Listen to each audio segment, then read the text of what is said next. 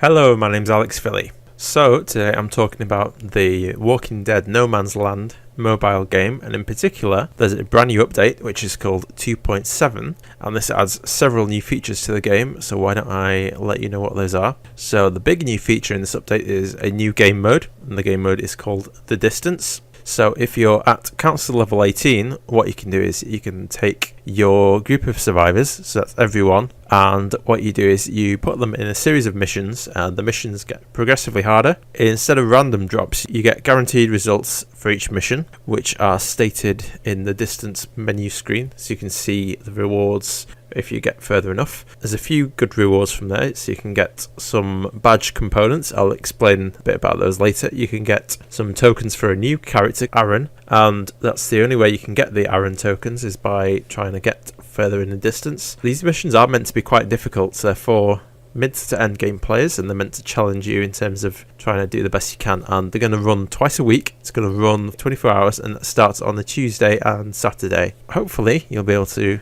do a few of those missions, level up, get some good loot, and then use those to get further next time, but also benefit you for the other missions in the game. Speaking of other things, there's two new challenge maps. There's Farmland and the Army Base. The Army Base one's just been and gone, so there's going to be a few other ones next time, so it's more maps, varied mission types. Plus, also with the challenges, you can get something called a round pass, and what that does is, the further you get in the challenge, you earn the round passes, and that lets you skip some of the earlier missions, so you still get those rewards later on, plus you get twice as many stars and crates when you do the first few rounds after you use the round pass, so that's quite useful. There's also new crafting buildings, so if you're at council level 15 and above, you get some crafting buildings. So what these do is they let you harvest these components, and then you can craft badges, and they will make your survivors stronger. So you have to use the different components of the different rarities, and you get progressively better components and badges depending on how well you play. So you can get things like health boosters, damage increase, damage reduction,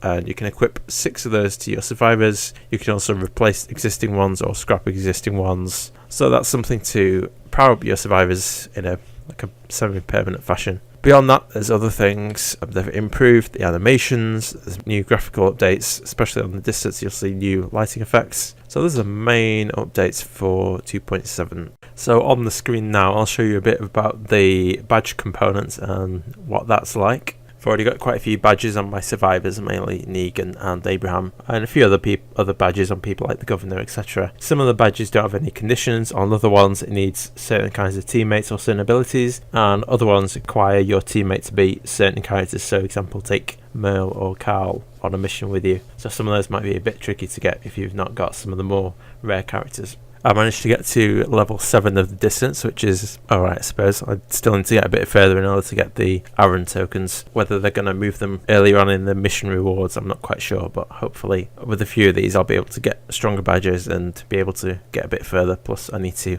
level up all the survivors as well, which will probably take a little while. In terms of the tactics for the distance, you really need to use a few of the lower level scouts first. On some missions you'll just have enemies you need to get past. On other ones you'll need to do things like open gates, close doors, and then on other missions you'll need to kill some strong enemies to be able to get past, whether they're armoured walkers or like any other enemies they throw in the game. So you can have armoured enemies, you can have the tank zombies which have a lot of health and can stun you, so you'll have to be prepared for that and watch out for areas where the zombies can spawn. So for the distance, you have a group of survivors, so you can take 3 in each mission at any time. If the survivors get killed, then they are out of action for the rest of the round. So for example, on the Tuesday's distance, if you have Rick, for example, and he gets knocked out, then you can't use him until the next time the distance starts. So eventually all your survivors will be knocked out, and that's when you'll finish. You can also restart the distance. Currently that costs 400 gold to do so. So if you got quite far in the distance and want to give it another go before the match ends, you can restart the distance. You still keep all the rewards you get. You just start from the beginning of the mission progress and then you keep going. So that's useful if you want to try and get a lot of the rewards again.